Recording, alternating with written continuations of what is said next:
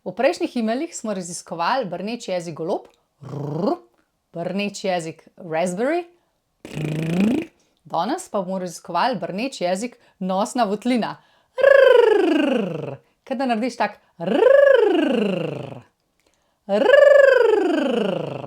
To je pa vaja, ki je super za raziskovanje nosne in tele zgornje resonance, da nam okrepi visoke tone, ker na visokih tonih mi rabimo, da ta votlina nosna deluje z nami. Da ni velikokrat tako hočemo peti visoke tone, mi pa želimo, da zvok pride v to votlino in tukaj spredi. In ta vaja nam bo točno to dala.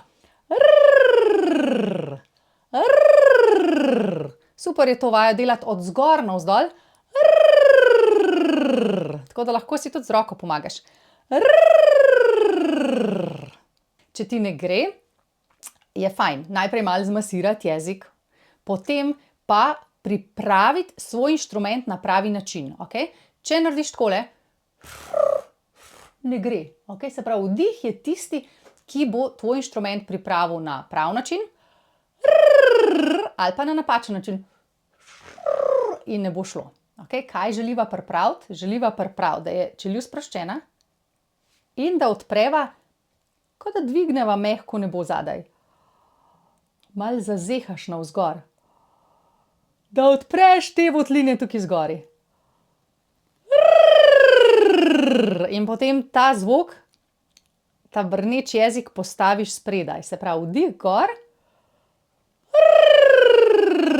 In potem se kar od visokega tona navzdol kar spelje. Če pa je tvoj vdih tak, ne morem tega sploh narediti, Se pravi, priprava. Postavim votline, malo višje, dvignem mehko nebo. Pojdimo še dvakrat, vdih.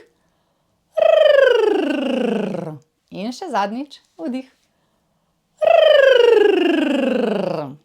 Sporoči mi, kako ti gre ta vaja. Ta vaja načeloma ljudem kar gre, ampak res ne pozabiti na to pripravo. To je to. Sporoči, kako ti gre.